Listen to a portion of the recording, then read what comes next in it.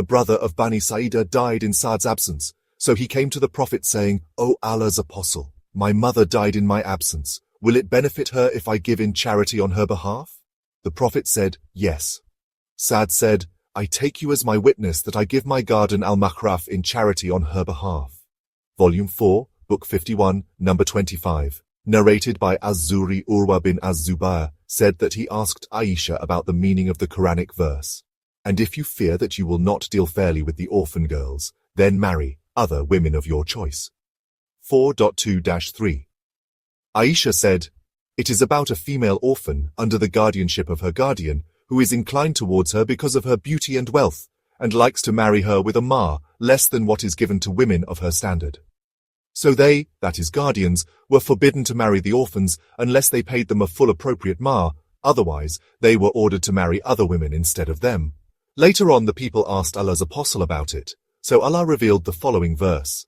"They ask your instruction, O Muhammad, regarding women. Say, Allah instructs you regarding them." 4.127. And in this verse Allah indicated that if the orphan girl was beautiful and wealthy, her guardian would have the desire to marry her without giving her an appropriate mahr equal to what her peers could get. But if she was undesirable for lack of beauty or wealth, then he would not marry her, but seek to marry some other woman instead of her. So since he did not marry her when he had no inclination towards her, he had not the right to marry her when he had an interest in her, unless he treated her justly by giving her a full mahr and securing all her rights. Volume 4, Book 51, number 26. Narrated by Ibn Umar.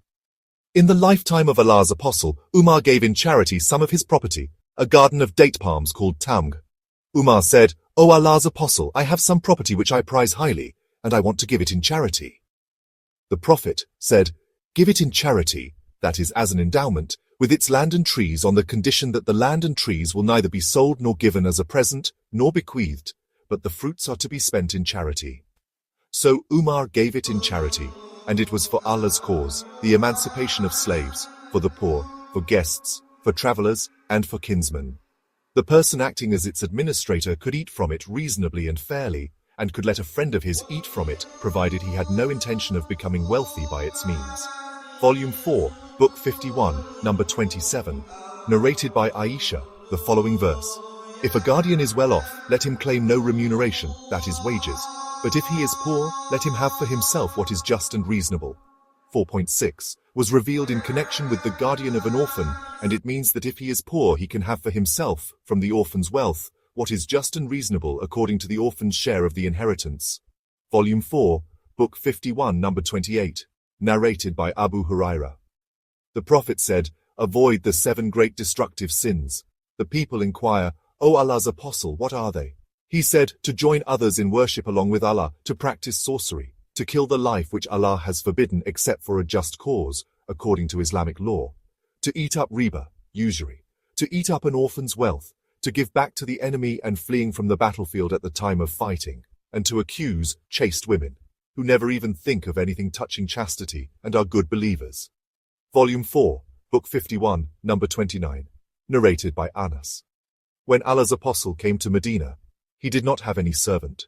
Abu Talha, Anas's stepfather, took me to Allah's apostle and said, "O Allah's apostle, Anas is a wise boy, so let him serve you." So I served him at home and on journeys. If I did anything, he never asked me why I did it, and if I refrained from doing anything, he never asked me why I refrained from doing it. Volume 4, Book 51, number 30, narrated by Anas bin Malik. Abu Talha had the greatest wealth of date palms amongst the Ansar in Medina, and he prized above all his wealth his garden, Bayruha, which was situated opposite the mosque of the Prophet. The Prophet used to enter it and drink from its fresh water. When the following divine verse came, "By no means shall you attain piety until you spend of what you love." 3.92. Abu Talha got up saying, "O Allah's apostle, Allah says, you will not attain piety until you spend of what you love, and I prize above all my wealth, Bayruha, which I want to give in charity for Allah's sake, hoping for its reward from Allah. So you can use it as Allah directs you." On that the Prophet said, "Bravo, it is a profitable or perishable property." Ibn Maslama is not sure as to which word is right, that is profitable or perishable. "I have heard what you have said, and I recommend that you distribute this amongst your relatives." On that Abu Talha said, "O Allah's apostle, I will do as you have suggested." So Abu Talha distributed that garden amongst his relatives and cousins. Volume 4, Book 51, number 31, narrated by Ibn Abbas. A man said to Allah's apostle, "My mother died. Will it benefit her if I give in charity on her behalf?" The Prophet replied in the affirmative. The man said, "I have a garden and I make you a witness that I give it in charity on her behalf." Volume 4, Book 51, number 32, narrated by Anas. When the Prophet ordered that the mosque be built, he said, "O Bani an-Najjar, suggest to me a price for this garden of yours." They replied, "By Allah, we will demand its price from none but Allah."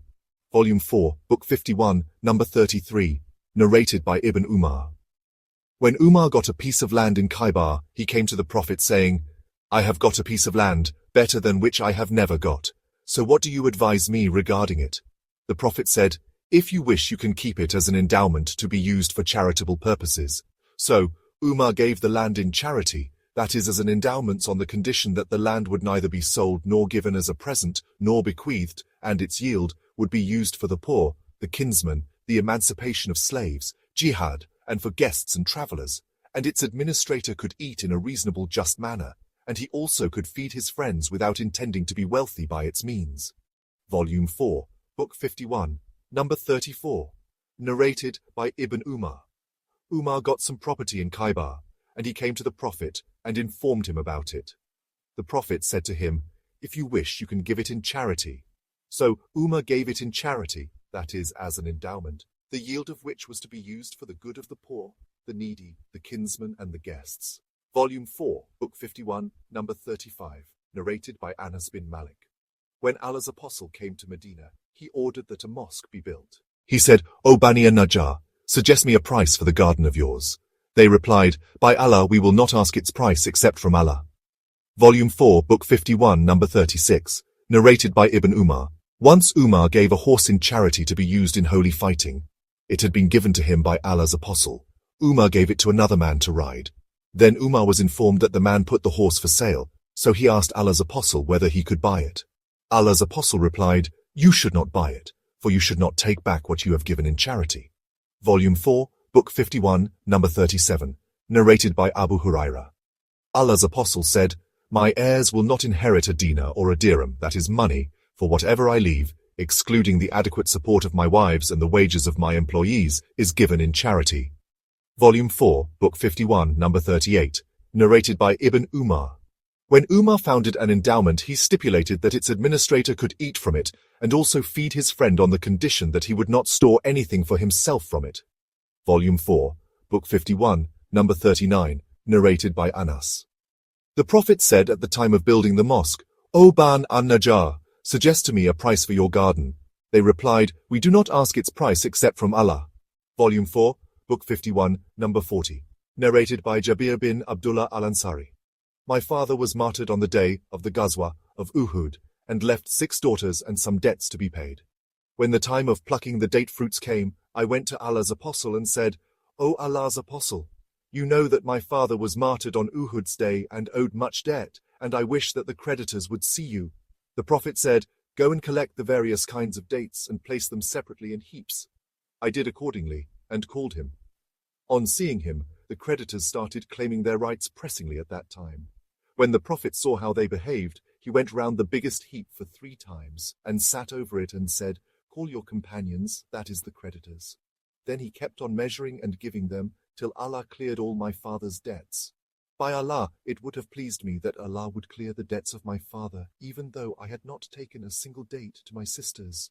But by Allah, all the heaps were complete, as they were, and I looked at the heap where Allah's apostle was sitting and noticed as if not a single date had been taken thereof.